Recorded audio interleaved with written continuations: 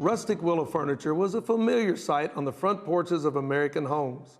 In the southern Appalachian Mountains, most willow furniture was made by gypsies who sold it door to door, often in exchange for meals or for a place to camp.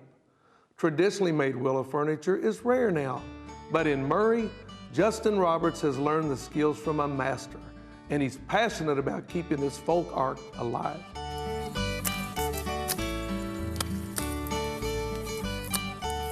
For me, there's nothing more rewarding. Foraging the land, just walking around, harvesting the material, finding it, meeting the people, because I always get permission before I cut it. So, knocking on the doors, getting permission, and, just really being in tune with nature. I believe there's about 470 something types of willow. The more you cut it, the more it grows back. And it's one of the fastest growing plants. It can grow up to 10 feet in 1 year.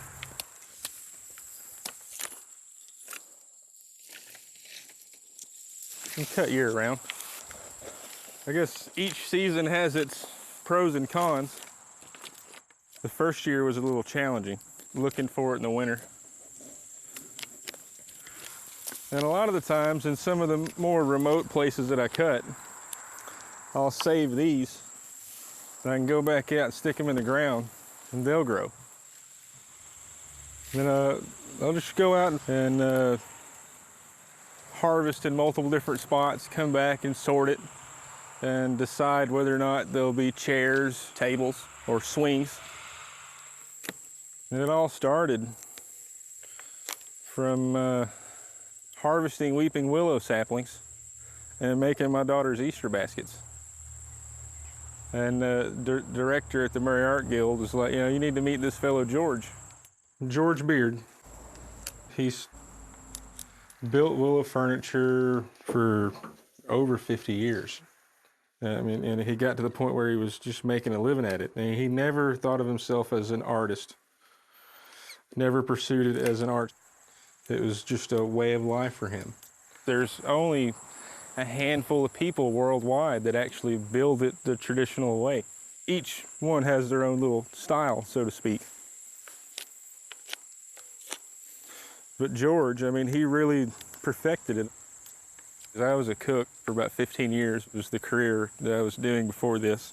I had the chance to go to CIA, the Culinary Institute of America, and almost did it. And that was about the time I met George. And I decided to learn the furniture. Because, there's a lot of people out there that want to be a chef. There's not a lot of people out there that want to build willow furniture. I thought the odds were a little better. I'll take it to new places, but I also want to keep the traditional alive. I think that's extremely important.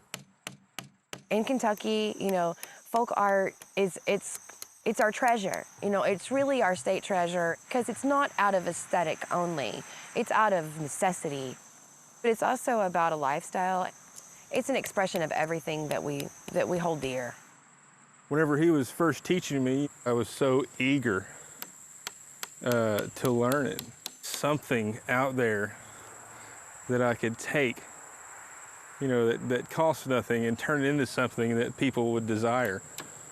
And, once I found it, I was hooked. I've always been a really attention to detail type person. But George wanted to teach me to not use a tape measure. And he did everything by eye. And he always called it a bubble eye. And so by doing this, it helps loosen up the fibers, makes it more pliable. So it makes it really loose and easy to play with. Once I cut it, I've got about anywhere from 2 to 6 weeks to put it together before it hardens, just depending on the season. Typically, each piece is its own sapling. It forms to your body. The more you sit in it, especially if you sit in it quite a bit while it's green and in the drying stage.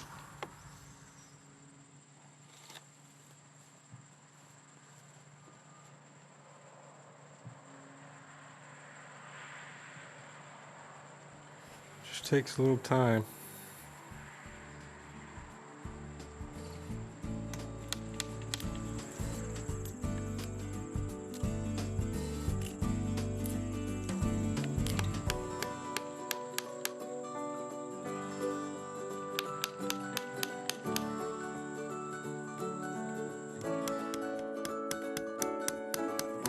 Rustic, but yet you could sit in it with a satin shirt and it wouldn't snag.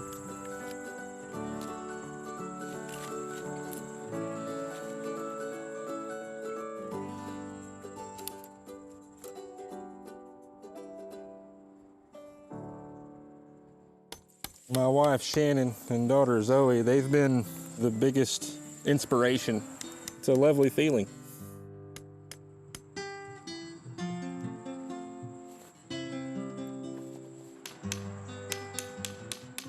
Really doing what you love, and to be able to show our daughter at this day and age that you can still do what you love. And you know, that was another incentive to keep going.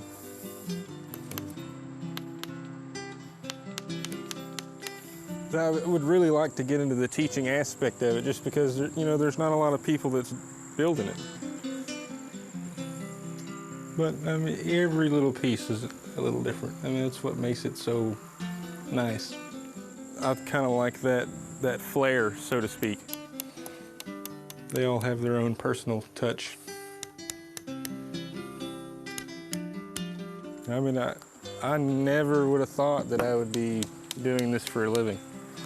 And it's extremely rewarding in so many ways.